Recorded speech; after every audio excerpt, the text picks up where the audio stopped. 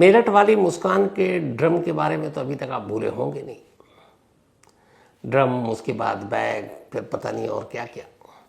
लेकिन इन दिनों छत्तीसगढ़ की राजधानी रायपुर में एक ट्रंक सुर्खियों में है। कमाल यह है कि जो कातिल है उसने अपनी तरफ से बड़ी होशियारी बरती कि शायद उसके कत्ल का भांडा ना फूटे, वो पकड़ा ना जाए, उसकी पहचान सामने ना आए। लेकिन कमाल देखिए कि जब जब उसने ऐसा करने की सोची तब तब उसके साथ कॉमेडी हो गया, क्योंकि वो हर जगह कैमरे में सबूत छोड़ता गया। अब जिस ट्रंक की मैं बात कर रहा हूं, ये ट्रंक भी हर कैमरे में कैद होता गया। तो शुरुआत सीसीटीवी कैमरे से करते हैं और उसी के साथ साथ कहानी को आगे बढ़ाते हैं। सबसे पहले ये देखिए कि ये एक मार्केट है। इस मार्केट में इस वक्त एक टेम्पो में एक ट्रंक रखा हुआ है, साफ दिखाई दे रहा है। अब ये ट्रंक एक टेम्पो से जा रहा है और उसके बराबर में आप देखें तो साथ साथ एक स्कूटी है। उस स्कूटी पर दो लोग बैठे, आगे वाले ने हेलमेट पहन रखा है, पीछे वाली एक महिला है, उसने अपना चेहरा दुपट्टे से ढक रखा है। ये पहली तस्वीर हो गई। अब इसके बाद आगे चलिए। ये एक अपार्टमेंट की लिफ्ट है रायपुर की। लिफ्ट का दरवाज़ा खुलता है, कुछ लोग बाहर आते हैं, एक वही ट्रंक है, ट्रंक को घसीट रहे हैं, घसीट कर ले जा रहे हैं। तो ये दूसरी जगह कैद हो गया। अब उसके बाद तीसरी तस्वीर पे आते हैं। जिस अपार्टमेंट पे ये लिफ्ट है उसी अपार्टमेंट का ये मेन गेट। अब इस मेन गेट से एक ऑल्टो कार बाहर निकल रही है।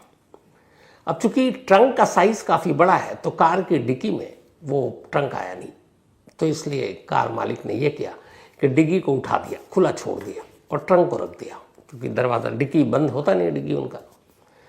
तो अब ये डिग्गी खुला हुआ है, ट्रंक साफ दिख रहा है और कार अपार्टमेंट से बाहर जा रहा है। लेकिन यहाँ एक और चीज़ ध्यान से देखिएगा, इस कार के साथ साथ दाहिनी तरफ वही स्कूटी भी है, जो स्कूटी आपने बाजार में देखी थी। लेकिन इस बार स्कूटी पे सिर्फ एक ही पैसेंजर है, ये ड्राइवर, वो एक महिला है। इस बार भी उसने अपना चेहरा ढक रखा है। कार आगे आगे, साथ साथ में स्कूटी। अब ये निकल गए। अब एक और तस्वीर देखिए। ये उसी रायपुर शहर के एक बड़ी ख़ास वहाँ पे इलाका है, एक वाटर पार्क है, वहाँ उसके पास में एक सुनसान जगह है। उसी सुनसान जगह पर वही ट्रंक अब यहाँ पड़ा हुआ है और इस ट्रंक के बराबर में एक बैग पड़ा है। इस बैग लाल रंग का बैग है, लेकिन इस बैग के ऊपर सीमेंट के ईंट टाइप के कुछ दिख रहे हैं, क्योंकि सीमेंट जम चुका है। तो ट्रंक बराबर में है, बैग पास में रखा हुआ है, बैग के ऊपर सीमेंट है, ट्रंक के अंदर भी सीमेंट है। और यहाँ कुछ पुलिस वाले हैं, कुछ आम लोग हैं, नाक पे रुमाल रखे हुए। अब एक आखिरी तस्वीर और दिखाता हूँ। वापस उसी अपार्टमेंट की लिफ्ट में चलते हैं। इस लिफ्ट में कुछ लोग नीचे खड़े हुए इंतज़ार कर रहे हैं लिफ्ट आने का, और उसी में एक बुजुर्ग शख्स है जो शायद ठीक से चल नहीं पा रहा है, इसलिए उसके पास वॉकर है। वॉकर के सहारे वो खड़ा है। लिफ्ट का दरवाज़ा खुलता है और ये बुजुर्ग उस लिफ्ट में सवार हो जाता है। ये तस्वीर सीसीटीवी कैमरे की 21 जून शाम के 6 बजे के बाद की है। तो ये सारी तस्वीर आपने देख ली। अब कहानी पर आते हैं। जिस शख्स को अभी आपने देखा लिफ्ट का इंतजार कर रहा है 21 जून शाम 6 बजे के बाद, ये वो बुजुर्ग शख्स है जो अपने पैरों पर वॉकर के सहारे चलता हुआ इसी लिफ्ट से 6ठी मंजिल पर अपने कातिल के पास खुद जा रहा है। ये उसकी आखिरी जिंदा तस्वीर है। इसके बाद ये बुजुर्ग शख्स मर चुका है और मिलता कहाँ? उसी ट्रंक में, उस ट्रंक के अंदर रखे बैग में। ये है रायपुर के उस ट्रंक की कहानी। अब पूरी कहानी क्या है? तो पूरी कहानी की शुरुआत होती है 21 जून को। 21 जून को रायपुर के एक अपार्टमेंट में 6ठी फ्लोर पर, 6ठी मंजिल पर एक हस्बैंड वाइफ रहा करते।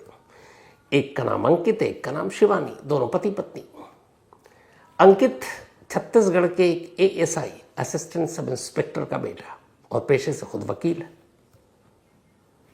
तो ये दोनों कुछ ही वक्त पहले इस अपार्टमेंट में 6ठी मंजिल पर एक फ्लैट किराए पर लेते हैं। अब उसके बाद शाम को 21 जून को वॉकर के सहारे लिफ्ट पर चढ़ता हुआ ये बुजुर्ग शख्स जिसका नाम किशोर है। ये 6ठी मंजिल पर पहुंचता है, अंकित और शिवानी के घर में फ्लैट में दाखिल होता है।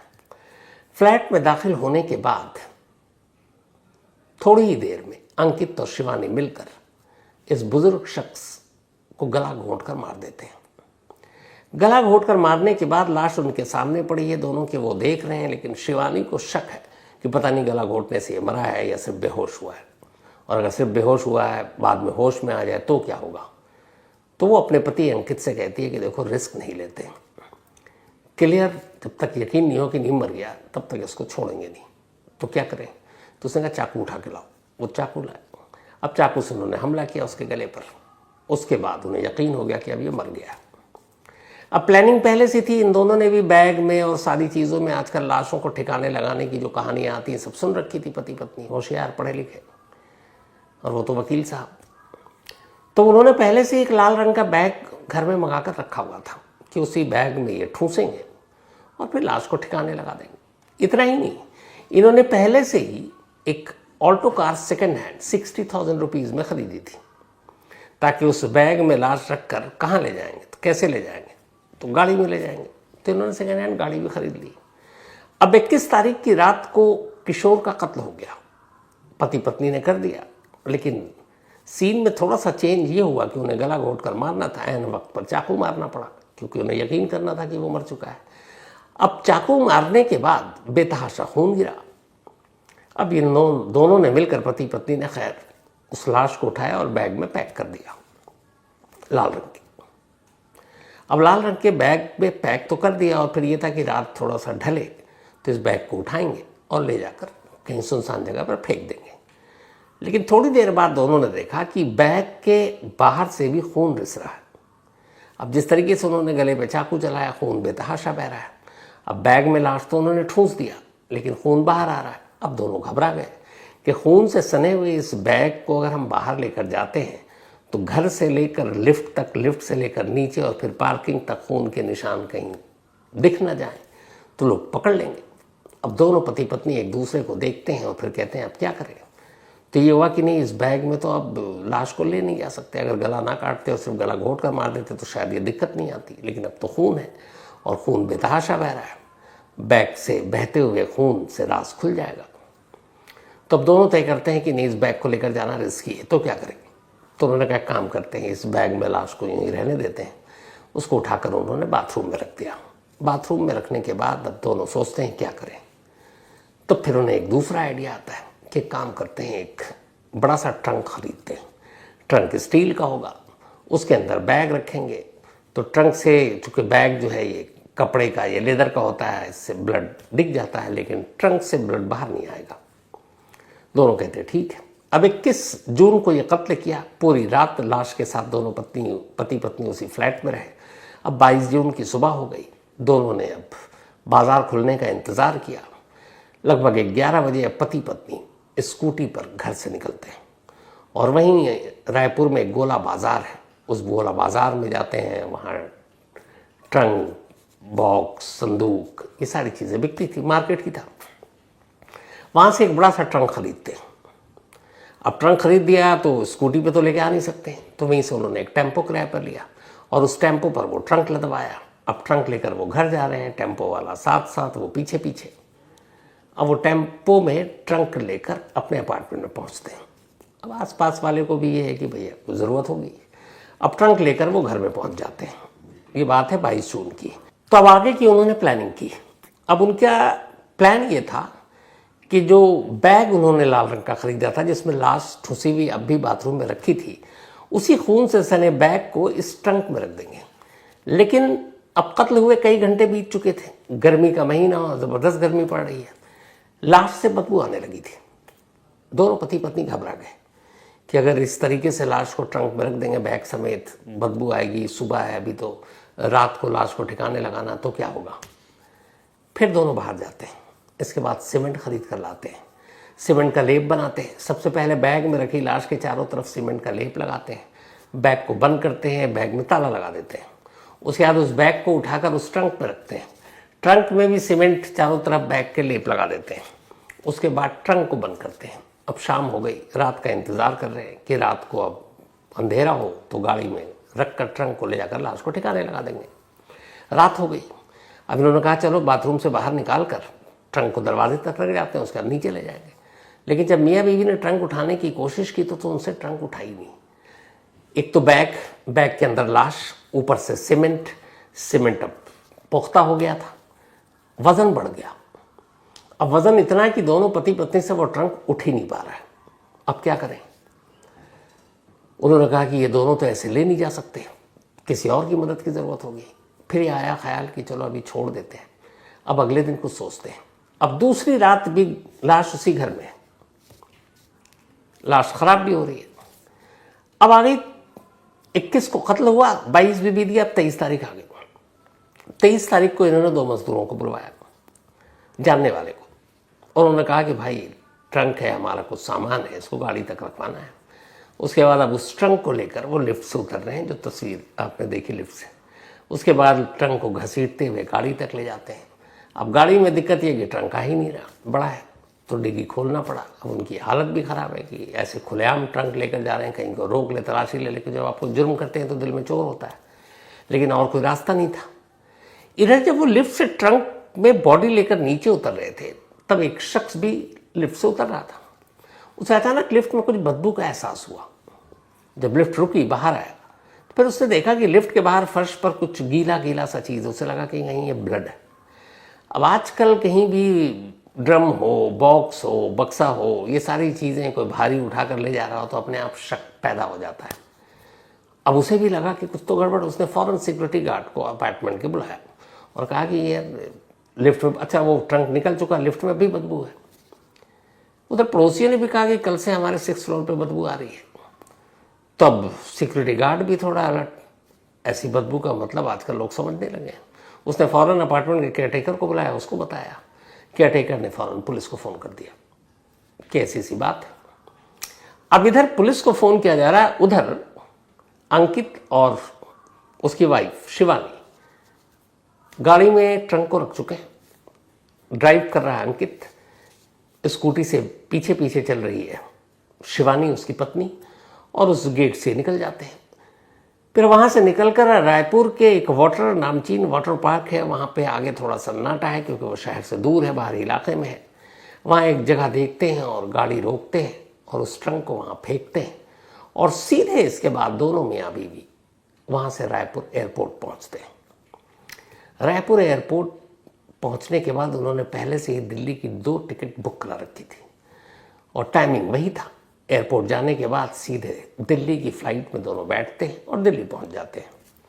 अब इधर ये कहानी। उधर सिक्योरिटी गार्ड और केयरटेकर ने पुलिस को फ़ोन कर दिया। अब पुलिस अपार्टमेंट पहुंची, उसने लिफ्ट में बदबू को फील किया, देखा फर्श के बाहर कुछ गीला गीला, उसे लगा कि ये पक्का कुछ ब्लड टाइप है। अब पूछा गया कि भाई कौन सा फ्लैट, किस फ्लैट में रहते हैं, कहाँ, तो बताया गया कि वो 6th फ्लोर पे है। अब पुलिस वहाँ गई, दूसरी चाबी ली, पूछा गया ये लोग कब से हैं, तो पहला डाउट तो ये हुआ, पुलिस को पता चला कि कुछ दिन पहले यहाँ पर आए हैं रेंट पर। अब पुलिस ने घर की तलाशी ली, जब तलाशी ली तो घर के अंदर से बदबू, कुछ जगह पर ब्लड स्पॉट। अब पुलिस को हो गया डाउट। अब पुलिस ने तफ्तीश शुरू की। सबसे पहले सीसीटीवी कैमरे को जब खंगालना शुरू किया तो फिर वो कार, फिर वो ट्रंक, और इस दौरान में कहीं से खबर आई कि वाटर पार्क के पास एक लावारिस ट्रंक मिला है। अब पुलिस की टीम उस ट्रंक तक पहुंचती है, वहाँ पहुंचती है, उस ट्रंक को खोला जाता है, उसके अंदर से एक बैग मिलता है। बैग बाहर निकाला जाता है, काफ़ी हेवी, तो पता चला बैग में तो पूरा सीमेंट जम चुका है। अब उस सीमेंट को तोड़ा जाता है, जैसे ही सीमेंट हटाया जाता है, अंदर से वही खौफनाक सच जो मुस्कान के ड्रम से निकला था, सौरभ की शक्ल में। अब लाश किसकी? तो पुलिस ने जब सीसीटीवी कैमरा देखा और पता किया कि 21 जून को शाम को ये 6th फ्लोर पे कौन कौन गया, तो पता चला एक बुजुर्ग आदमी था, और वो वॉकर भी जो है इन दोनों के फ्लैट से मिला, अंकित और शिवानी के। तो वॉकर वहाँ और बुजुर्ग गायब। अब पुलिस ने पता किया बुजुर्ग भी वहीं पास में रहते थे, पता चला वो तो गायब है 2 दिन से। तो उनका नाम था कैलाश। अब लाश मिल चुकी है, कातिल गायब है। सीसीटीवी कैमरे सबसे पहले उस ट्रंक के बारे में, ट्रंक पे जिस शॉप से ख़रीदा गया था उस शॉप का नाम था। पुलिस पहुंची, वो गोला बाजार मार्केट है। वहाँ जाकर पता चला कि हाँ भाई ये ट्रंक इस दुकान से खरीदा गया। उन्होंने पूछा कौन थे, उन्होंने कहा लेडीज़ और एक लेडी और एक जेंट थे। सीसीटीवी कैमरा दिखा तो वही स्कूटी पर नजर आए टेम्पो के साथ दोनों। इसके बाद अपार्टमेंट के सीसीटीवी कैमरे को खंगाला गया तो वहाँ से वो निकलते हुए दिखे, लिफ्ट में दिखे, क्लियर हो गया था। अब पुलिस ने जब इन्होंने रेंट लिया तो वो देखा कि कोई पहचान पत्र दिया होगा, आधार कार्ड दिया था, आधार कार्ड फेक निकला। अब पुलिस ने कहा ये क्या, खैर अब वो कार का नंबर था पुलिस के पास। अब उस कार नंबर से पुलिस पहुंची कि ये रजिस्ट्रेशन नंबर, पता चला कि ये अभी हफ्ता भर पहले सेकंड हैंड खरीदा गया है। अब पुलिस वहां तक पहुंची जिसने बेचा। उसने कहा हाँ साहब हमने तो बेचा था।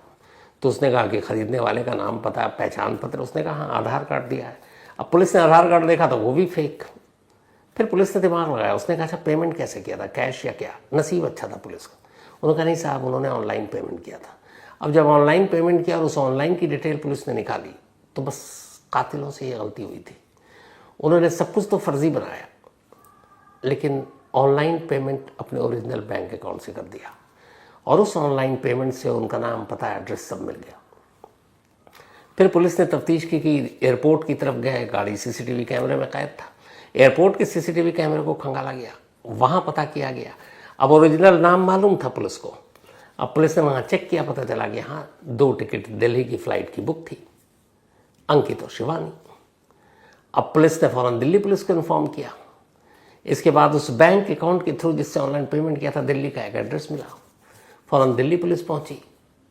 ये लोग दिल्ली में उसी जगह पर थे। दोनों को दिल्ली पुलिस ने दबोच लिया। रायपुर पुलिस को इन्फॉर्म किया, रायपुर पुलिस आती है और इन दोनों को अपने साथ ले जाती है। इसके बाद अब इनसे पूछताछ होती है। जब पूछताछ होती है तो फिर वो कहानी सुनाते हैं। कहानी ये थी कि अंकित एक असिस्टेंट सब इंस्पेक्टर का बेटा था लेकिन खुद पेशे से एक वकील था और वो भी छत्तीसगढ़ पुलिस में थे उसके पिता। तो ये जो कैलाश शख्स थे, जो बुजुर्ग इंसान, कुछ वक्त पहले इनका एक रोड एक्सीडेंट हुआ जिसमें इनकी दोनों पैर में चोट लगी और ये वॉकर के सहारे चल रहे थे। तो इसी दौरान में ये एक चूंकि वकील भी था तो कानूनी पन्नों को या कोई दस्तावेज खरीद फरोख्त, इन सारी चीज़ों को ये इसमें मदद करता था। तो किशोर को अपने गांव की एक पुश्तैनी ज़मीन बेचनी थी। उसका ज़मीन को बेचने के लिए उन्हें कानूनी दस्तावेज और उसके लिए एक वकील की ज़रूरत थी। वकील के तौर पर अंकित उनके सामने आया।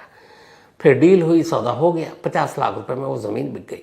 जब बिक गई तो अब अंकित चूंकि एक वकील था, उसे पता था कि किशोर के पास इस वक्त 50 लाख रुपीज़ है, वो भी कैश। उसने उनसे 20 लाख रुपए उधार मांगे, उन्होंने दे दिए। अब वो कुछ दिन के बाद पैसे मांगने लगे, अंकित दे नहीं रहा है। अब वो बार बार मांगे। अब अंकित और शिवानी ने तब प्लान किया कि ये तो मांगता रहेगा तो क्या किया जाए। तो उन्होंने कहा देखो इसके आगे पीछे तो कोई है नहीं, अकेला रहता है, अगर हम इसे मार डालें तो हमें ये उधार की रकम वापस करने की ज़रूरत ही नहीं पड़ेगी। और फिर पत्नी ने भी कहा इससे बेहतर क्या होगा। और इसी के बाद इन दोनों ने मारने का प्लान बनाया। और ये प्लान ऐसा था कि सबसे पहले इन्होंने एक रायपुर में आकर, जहाँ पर ये किशोर रहते थे उसके बराबर के अपार्टमेंट में किराए पर फ्लैट लिया। फिर एक बैग खरीदा क्योंकि लाश को बैग में ठिकाने लगाना है। फिर एक सेकेंड हैंड कार खरीदी और सब कुछ फेक आधार से ताकि इनकी शिनाख्त ना हो। और फिर दिल्ली में भी एक अलग जगह पे किराए का घर लिया। तो प्लान ये था कि ये मर्डर करने के बाद दोनों रायपुर से दिल्ली आएंगे और दिल्ली में उस किराए के घर पर कुछ वक्त तक छुप कर रहेंगे और फिर अपने किसी और शहर में निकल जाएंगे। लेकिन कदम कदम पर सीसीटीवी कैमरे ने इन दोनों को या फिर उस जो ट्रंक था कैद कर लिया और एक ऑनलाइन पेमेंट पुलिस को वहां तक पहुंचा देती है और इस तरीके से इनका राज खुल जाता है। ये कहानी फिर एक बार साबित करती है कि आप चाहे कितना भी सोच लें, एक गलती और आप कानून के शिकंजे में। तो ये थी आज की कहानी।